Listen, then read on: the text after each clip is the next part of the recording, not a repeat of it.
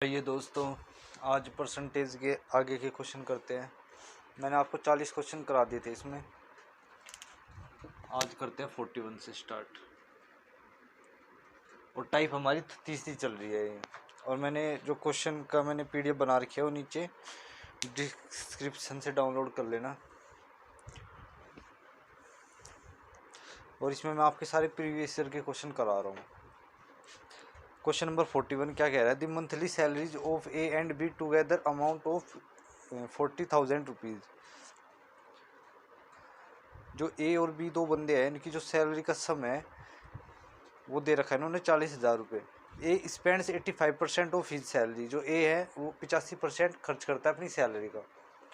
And B 95 of his salary. और B अपनी salary का 95% ख़त्म करता है, वो सॉरी खर्च करता है। If now there saving are the same.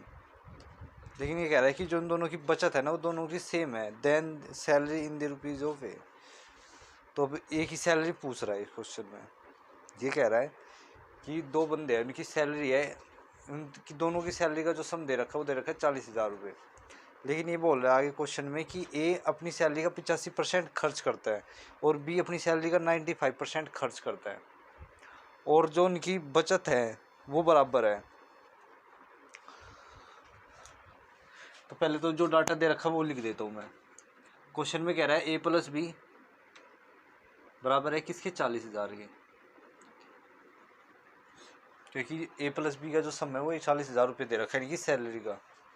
फिर आगे क्वेश्चन में कह रहा है कि ए अपनी सैलरी का 85% खर्च करता है। अगर वो 85% खर्च करता है तो आप कहोगे वो अपनी सैलरी का 15% बचाता है, सेविंग करता है। तो ए अपनी सैलरी का करता है 15% सेविंग।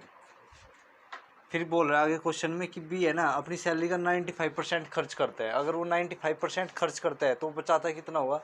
तो आप कहोगे 5% बचाता होगा। सेव कितना करता होगा उसका? 5%। और इसकी सेविंग क्वेश्चन में बोल रहा है आगे कि ये दोनों क्या चीज़ है? बराबर है। हाँ, इनकी सेविंग है सेम। तो अब इसको बस सोल्व करना है। अब इसको हम सोल्व करेंगे। अगर परसेंटेज से परसेंटेज कैंसिल हो जाएगी, 5 से इसको काटेंगे तो कितना आएगा? आप कहोगे 3a बराबर b और a/b बराबर 1/3। अब मेरे पास जो b की वैल्यू आएगी वो 3 यूनिट आई और a की वैल्यू आई 1। और ये किस में दे रखा है? फ्रैक्शन में दे रखा है, रेशियो में दे रखा है। तो मैं क्या करता हूँ, मैं मान लेता हूँ ये कितना है, ये x 1x है और ये 3x है। तो मैंने b की वैल्यू को 3x मान लिया और a की वैल्यू को x मान लिया। अब इसमें पुट कर देते हैं। तो मैं इसमें पुट करता हूँ अगर, तो कितना आएगा? 3x प्लस x बराबर कितना? 40,000। और अगर मैं यहाँ से ऐड करके इसकी वैल्यू निकालता हूँ तो x की वैल्यू आप बोलोगे कितनी आ जाएगी? 10,000।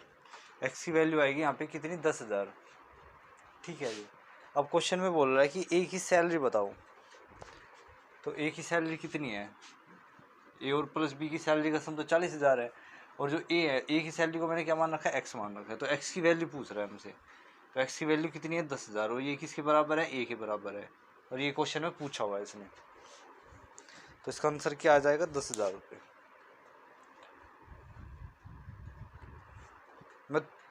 मैं दोबारा रिपीट कर देता हूँ। ए प्लस बी की जो सैलरी का सम है वो दे रखा है 40,000 रुपये। और ए अपनी सैलरी का 85% खर्च करता है। अगर 85% खर्च करता है तो बचाता कितना होगा अपनी सैलरी का? 15%।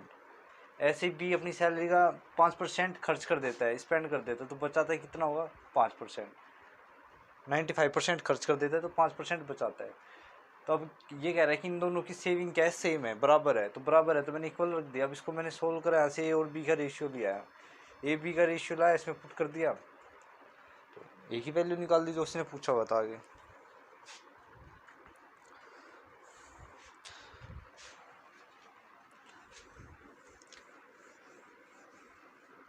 इसको हम यहाँ पे थोड़ा सा ये हो सकता था कि मैं इसको है ना कंपेरिजन से कर देता।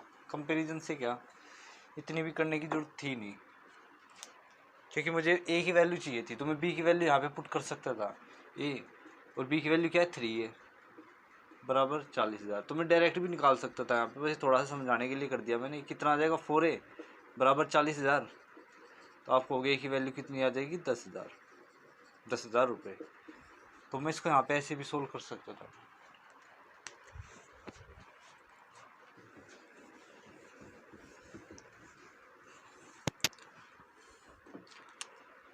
Question number 42। क्वेश्चन नंबर 42 कह रहा है 25% ऑफ एनुअल सैलरी ऑफ ए। ये कह रहा है एक की जो एनुअल सैलरी है, मतलब एनुअल सैलरी का मतलब है एक साल की जो सैलरी है, मल्टीप्लाई में दे रखा है 25%, वो is equal to 8% of annual salary of B. वो किसके इक्वल है? बी की 8% के इक्वल है। ऐसे ये भी एनुअल सैलरी है। मंथली सैलरी दे रखी है of B is 40% of monthly salary of C. अब इस क्वेश्चन में क्या कंफ्यूज कर रखा है? ये कंफ्यूज कर रखा है कि कहीं पे एनुअल दे दिया और कहीं पे मंथली दे दिया, इसमें कंफ्यूजन डाल दे इन्होंने। तो मैं क्वेश्चन को धीरे धीरे उतारना शुरू करता हूँ। अब ए का जो 25% है वो बराबर है किसके? आप कहोगे बी के 8% के, बी गुना 8% के। लेकिन इसने ना एक कंडीशन डाल रखी है यहाँ पे कि ये एनुअली है, मतलब ये 1 साल की है। इस तरीके से मान लो आप, ये 1 साल की है और ये भी 1 साल की है, समझाने के लिए। और हमें लास्ट में जो आंसर चाहिए ना अपना, वो भी मंथली चाहिए। तो मैं क्या कर लेता हूँ, इसको मंथ में चेंज कर लेता हूँ। मंथ में चेंज करने के लिए आप कहोगे 12 से डिवाइड कर दो, क्योंकि 1 साल में 12 महीने होते हैं। वो सॉरी 12 से मल्टीप्लाई कर दो और उससे क्या आ जाएगी। देखो मैं एक चीज़ बताना चाहता हूँ, अगर 1 साल में कितने होते हैं? 12 महीने। और मुझे अगर यहाँ से एक मंथ की वैल्यू निकालनी है तो आप कहोगे क्या आएगा? 1/12 ईयर मुझे निकालनी है मंथ में, मंथली निकालनी है। और एक तरीका ये भी बात है कि यहाँ पे ईयर से और मंथ से कुछ फ़र्क नहीं पड़ता। अगर मैं 12 से यहाँ पे डिवाइड भी करूँगा और 12 से यहाँ पे डिवाइड करूँगा मंथ में चेंज करने के लिए, वो 12 से 12 कैंसिल हो जाएगा। और या फिर मैं मल्टीप्लाई भी करूँगा, 1 साल में 12 महीने होते हैं, 1 साल में 12 महीने होते हैं, वो 12 महीने से 12 महीने भी कैंसिल हो जाएंगे। तो इस चीज़ का यहाँ पे कोई फ़र्क नहीं है। मान लेते हैं मंथली है, तो ए अपॉन बी कितना आ जाएगा? तो आपको होगी 25/8, 8/25। सॉरी मैंने उल्टा कर दिया, 8/25। आगे क्वेश्चन में कह रहा है कि बी जो बराबर है वो सी के 40% के बराबर है। बी बराबर है सी गुना 40% के। और ये क्या है? मंथली है। ये ईयरली था और ये मंथली है। और मैंने इसको भी मंथली चेंज कर दिया क्योंकि इस चीज़ से कुछ फ़र्क नहीं पड़ता, कंपैरिजन कर रहे हैं हम आमने सामने। तो यहाँ पे अगर साल हो महीनों कुछ फ़र्क नहीं पड़ता, वो कैंसिल होना है आपस में। ये यहाँ पे साल से साल भी कैंसिल होगा, मंथ से मंथ भी कैंसिल होगा। तो यहाँ पे बी बराबर क्या आ जाएगा? तो आपको होगा B/C आ जाएगा यहाँ पे 2/5, क्योंकि 40% की फ्रैक्शन बनी 2/5।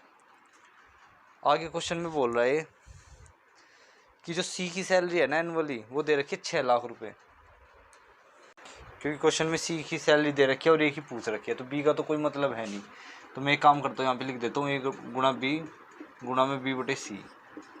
तो 8 गुणा 25 बराबर आ जाएगा 2/5। तो आप कहोगे यहाँ पे कि बी से बी कैंसिल हो गया, तो A/C क्या है हमारे पास?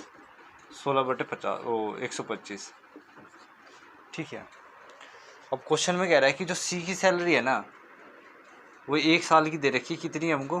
तो आप बोलोगे वो दे रखी है 6 लाख। 6 लाख का मतलब समझते हो आप? 5 जीरो। तो हमें मंथली चाहिए। मंथ के लिए, मंथ निकालने के लिए क्या करोगे? आप कहोगे 12 से डिवाइड कर देंगे इसको, तो 50,000 रुपये आ जाएगी। 1 यूनिट की वैल्यू, एक मंथली कितनी आएगी? 50,000 रुपये। जो सी की वैल्यू आई हमारे पास वो आई 50,000 रुपये। और सी की वैल्यू एक्चुअल में कितनी दे रखी है? 125 यूनिट का दे रखी है। तो यहाँ पे आप बोलोगे 125 यूनिट रिप्रेजेंट कर रहा है किसको? तो आप बोलोगे 50,000 रुपये को कर रहा है। 1 यूनिट की वैल्यू क्या आ रही है हमारे पास? 50,000 रुपये 125 यूनिट की। तो मेरे दोस्तों यहाँ से 1 यूनिट की वैल्यू क्या आएगी? तो आप बोलोगे 400। अगर 1 यूनिट की वैल्यू 400 है तो 16 की निकालनी है हमको। तो एक ही सैलरी निकालनी है, तो एक ही सैलरी कितनी है? 16 यूनिट है। तो इसको 400 से मल्टीप्लाई कर देंगे तो हमारा आंसर आ जाएगा 6 चौक 24। ठीक है ना? तो हमारा आंसर आ जाएगा 6400 या 64,000। कहीं ना कहीं जीरो में गलती कर दी मैंने। अब 6 लाख हो गए, 600,000 की तो 6 लाख बोलेंगे। हाँ, 5 60, 1 2 3 4, 1 2 3 4, 50,000।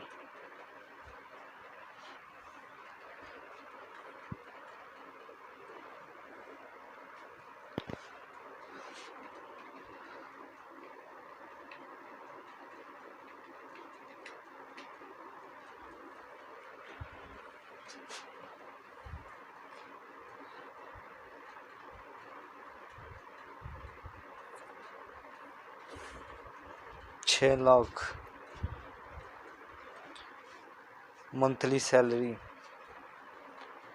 12 पंजे 60, 12 से डिवाइड कर रहे हैं अगर हम इसको, 12 पंजे 60, 1 2 3 4, चलो देख लेना जो भी है। यहाँ पे तो 6400 से आ रहा है, हो सकता है ऑप्शन गलत हो, आप चेक कर लेना।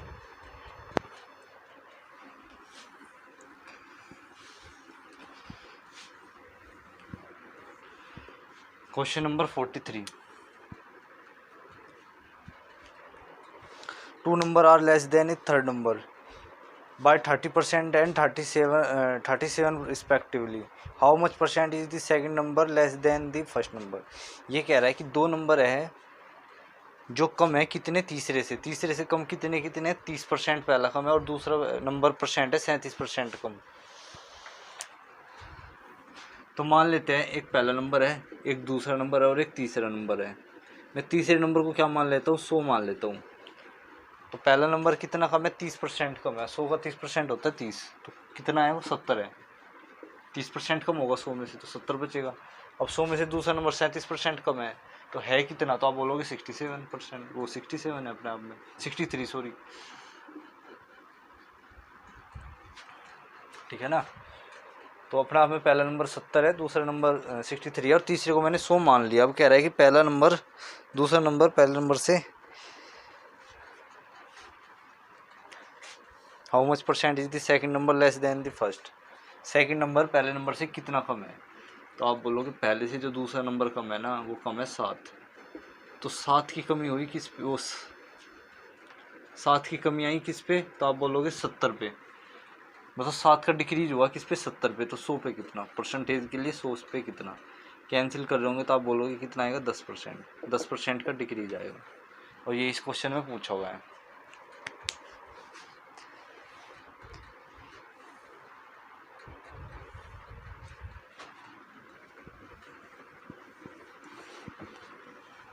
क्वेश्चन नंबर 44,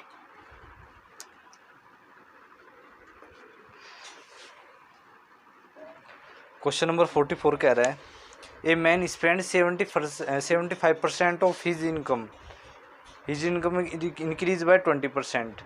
एक आदमी अपनी इनकम का 75% क्या करता है, खर्च कर देता है, और जो उसकी इनकम है ना वो 20% बढ़ जाती है। And he increase his expenditure bye 10%, और जो उसका खर्चा है वो भी 10% बढ़ जाता है। His saving are in the increase, तो उसकी सेविंग का इंक्रीज बताइए। मैंने आपको वैसे पिछली क्लासों में भी इसका डिटेल बताया है, कोई नहीं मैं आपको दोबारा भी बता देता हूँ इसको डिटेल में कैसे करेंगे। तो आप बोलोगे जो इनकम होती है ना हमारी वो बराबर होती है, हमेशा बराबर होती है एक्सपेंडिचर प्लस सेविंग के। जो हम खर्चा करते हैं जो बचाते हैं वो इनकम में से होता है सारा काम। तो मैं एक तरफ इनकम ले लेता हूँ, एक तरफ एक्सपेंडिचर ले लेता हूँ और एक तरफ सेविंग ले लेता हूँ। तो 75% क्या है, मेरा खर्चा है। क्वेश्चन में कह रहा है अगर वो 75% खर्च करता है तो बचाता कितना होगा, 25% बचाता होगा, और उसकी इनकम क्या होगी अपने आप में 100% होगी। अगर मैं इन सबका क्या ले लूँ, रेशियो ले लूँ, तो आप बोलोगे उसकी इनकम 4 यूनिट होगी, उसका खर्चा 3 यूनिट होगा और उसका जो बचत है वो 1 यूनिट होगी। अब कह रहा है कि वो अपनी इनकम का है ना, जो उसकी इनकम है वो बढ़ गई कितनी, 20%। 20% तो उसकी इनकम इंक्रीज होगी, और जो उसका खर्चा है वो 10% इंक्रीज हो गया पहले से। तो बताओ उसके सेविंग में कितना इंक्रीज होगा। तो आप एक बात कहोगे 4 का 20% निकालेंगे पॉइंट में आएगा। मैं मान लेता हूँ ये 400 है, ये 300 है और ये 100 है, ठीक है ना। तो अब 400 का 20% कितना आएगा, तो आप बोलोगे 80। और पहले अगर वो 400 रुपये कमाता था, इनकम थी जो उसकी, अब कितनी हो जाएगी, 480 हो जाएगी। कैसे हो जाएगी 480, क्योंकि 400 का 20% होता है 80, और पहले उसकी इनकम थी 400, अब 80 और बढ़ गई तो कितनी होगी, 480 होगी। और 300 का 10% होता है कितना, 30। तो उसका जो खर्चा है वो कितना हो जाएगा, 330 हो जाएगा, क्योंकि पहले 300 रुपये खर्च करता था, 10% की 300 का 10% होता है 30, तो अब करता है 330 खर्च। तो आप मेरे को एक बात बताओगे, जब इनकम इतनी है और खर्चा उसका इतना है तो वो बचाता कितने होगा, तो इसको इसमें से माइनस कर देंगे, जब हम इनका डिफरेंस ले रहे होंगे तो आप बोलोगे 150 आएगा। पहले अगर वो 100 यूनिट बचा रहा था, अब 150 यूनिट बचा रहा है, तो कितना ज़्यादा बचा रहा है, पहले से 50 यूनिट ज़्यादा बचा रहा है। 50 यूनिट ज़्यादा बचा रहा है किस पे, 100 पे, तो परसेंटेज निकालने के लिए 100 से मल्टीप्लाई, तो 50% आएगा। ये तो था इसका बिल्कुल डिटेल। मैं अब इस चीज़ को ऐसे भी कर सकता हूँ, कैसे, शुरुआत में कह रहा है क्वेश्चन में कि वो अपनी इनकम का 75% खर्च करता है, तो 75% की फ्रैक्शन बनेगी, आप बोलोगे 3/4। जो ये नीचे लिखा रहता है ये हमेशा ओरिजिनल नंबर को रिप्रेजेंट करता है, नेचुरल नंबर को। तो मान लेते हैं ये हमेशा टोटल को दिखाते हैं, तो मान लेते हैं जो उसकी इनकम है वो 4 यूनिट थी, अब 4 में से वो 3 क्या कर देता है, खर्च कर देता है, क्योंकि 4 का 75% 3 होता है, और वो बचाता है कितना होगा 1, क्योंकि 4 इनकम है, 3 यूनिट वो खर्च करता है, तो बचाता होगा 1 यूनिट। अब इसमें निकालने मेरे को किसकी इनकम 20% बढ़ जाती है, उसका जो खर्चा है वो 10% बढ़ जाता है, तो उसकी सेविंग बताओ। तो मैं इसको 400 और इसको 300 और इसको 100 मान लूँगा। क्यों मान लिया, क्योंकि मेरे को यहाँ पे परसेंटेज में चेंज सोल्व करना है। तो आप बताओगे 400 का 20% होता है कितना, 80। तो पहले से 80 रुपये ज़्यादा खर्च करता है, और अब यहाँ पे कितने ज़्यादा खर्च करता है पहले से, तो आप बोलोगे 30 रुपये। यहाँ पे 80 यूनिट खर्च कर रहा था, यहाँ पे 30 यूनिट खर्च कर रहा है, तो पहले से अब कितना ज़्यादा बचा रहा होगा, तो 80 में से 30 घटा देंगे तो कितना आ जाएगा, 50। कि वो 50 यूनिट बचा रहा है पहले से, तो 50 यूनिट बचा रहा है किस पे, तो आप बोलोगे 100 पे, और परसेंटेज निकालने के लिए 100 से मल्टीप्लाई, इसको सोल्व करेंगे तो कितना आ जाएगा, 50%। किसकी जो बचत है वो पहले से 50% ज़्यादा हो रही है।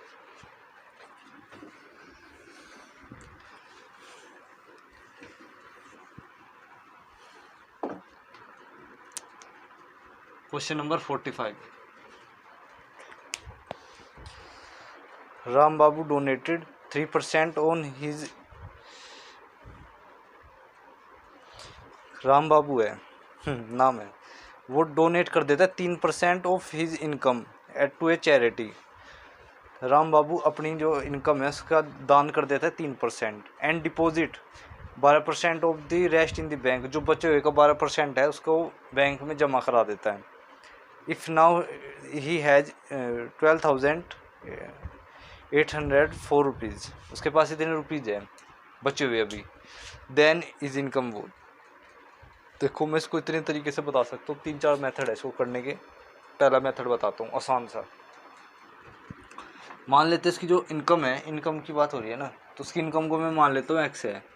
लेट द इनकम एक्स है, जो उसकी इनकम है वो टोटल इनकम एक्स है, एक ही बात है, इनकम टोटल इनकम एक्स मान ली। तो वो कह रहा है एक्स का अगर वो 3% दान कर देता है तो अपने पास रखता कितना होगा, तो आप बोलोगे 97%। अगर एक्स का वो 3% दान कर रहा है तो अपने पास कितने रखता होगा, 97%। जब इतना हो जाता है तो अब कह रहा है कि इसका 12% डाल देता है वो बैंक में, 12% जो है बैंक में जमा कर देता है। अगर वो 12% बैंक में जमा करता है तो अपने पास कितने रखता होगा, 88%। और क्वेश्चन में कह रहा है कि अब वो अपने पास जो रखता है ना, वो रखता है 12,804 रुपये। यही चीज़ इस क्वेश्चन में समझने की है, मैं दोबारा समझा देता हूँ। मैं मान लेता हूँ उसकी टोटल इनकम एक्स है, एक्स का 3% वो दान कर देता है। अगर 3% दान करता है तो एक्स का अपने पास रखता है कितना है, 97%। ठीक है, यहाँ तक तो ये चीज़ होगी। अब उसके पास जो रुपये जो इनकम बची ना, वो इतनी बची। अब इसमें से वो क्या करता है कि 12% बैंक में जमा कर देता है। अगर वो 12% बैंक में जमा कर रहा है तो अपने पास 88% रख रहा होगा। तो अब वो कह रहा है कि उसके पास अब इनकम इतनी बची, लेकिन क्वेश्चन में कह रहा है उसके पास इनकम है ना वो इतनी बची हुई है। ठीक है ना, इसकी इक्वल दे रखा है ये। तो हमें यहाँ पे क्या निकालनी है, इसकी टोटल इनकम निकालनी है, तो एक्स की वैल्यू निकालनी है। तो अब इसको आप सोल्व करोगे तो बोलोगे 97/100, 88/100। परसेंटेज हटाने के लिए 100 से डिवाइड कर रहा हूँ ना मैं। तो एक्स बराबर क्या आएगा वो देखते हैं। इसको काट पीट मचा देते हैं इसमें। तो मेरे दोस्तों अगर इसमें इसको 97 से काट रहा हूँ ना, तो यहाँ पे कितना आ रहा है आएगा, वो आएगा कितना 132 गुणा 100 बटे 88। अब इसको भी काट देते हैं। तो 22 पे अगर इसको 4 पे काटे तो 22 चौके 88, और यहाँ पे काटेंगे तो 4 3 जा 12 और 4 3 जा 12 12। यहाँ पे अब तो कैंसिल हो जाएगा, 2 11 जा और 3 जा पे, ठीक है जी। 2 पे जाएगा 50 पे, 50 दिए 150। तो जो उसकी एक्सी वैल्यू आएगी वो आएगी कितनी, 15,000 रुपये आएगी। जो उसकी इनकम आएगी वो आएगी 15,000 रुपये। ये तो था इसका बिल्कुल डिटेल मेथड।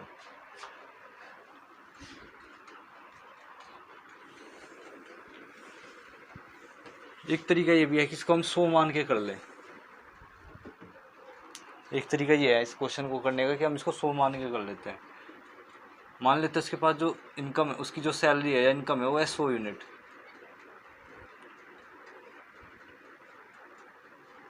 अब 100 का वो 3% दान दे देता है। 100 का 3% दान दिया तो अपने पास कितने रखेगा, 97 रखेगा वो। अब वो कह रहा है कि 97 का उसने 12% किस में जमा कर दिया, बैंक में जमा कर दिया। तो अब 97 का अगर 12% जमा कर दिया तो 97 का कितना रख रहा होगा अपने पास, 88%। और परसेंटेज हटाने के लिए 100 से डिवाइड। और जो इस वैल्यू को कंपेयर करना है ना हमें, उससे करना है कितने से, 12,804 से, क्योंकि उसने अपने पास अभी इतना रखा और क्वेश्चन में कह रहा है कि उसके पास इतना है। अब यहाँ से 1 यूनिट की वैल्यू निकालेंगे और यहाँ पे पुट कर देंगे। यहाँ से 1 यूनिट की वैल्यू कितनी आ जाएगी, आप बोलोगे 150 आ जाएगी। 1 यूनिट की वैल्यू 150 रुपये आएगी, तो यहाँ पे 100 यूनिट की कितनी आ जाएगी, मल्टीप्लाई कर देंगे तो हमारी कितनी आ जाएगी, 15,000। 1 2 3। और जो इस क्वेश्चन में पूछा हुआ है। एक तरीका ये भी है, एक तरीका और बता दूँ मैं इसको करने का,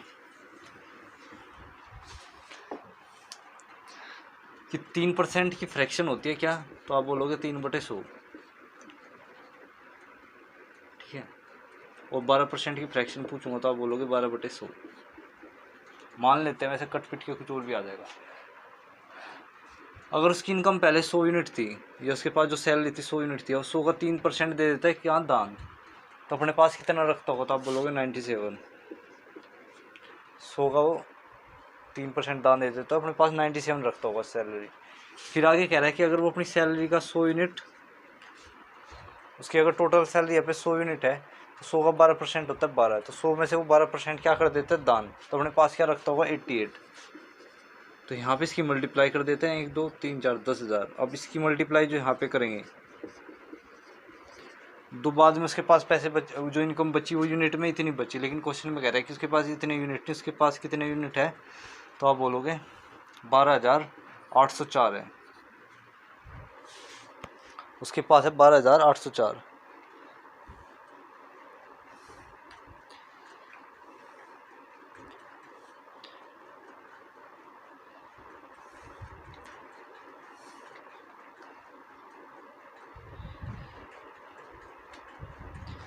तो यहाँ से अगर मैं एक यूनिट की वैल्यू निकालूंगा तो कितनी आएगी, 1.5 आएगी।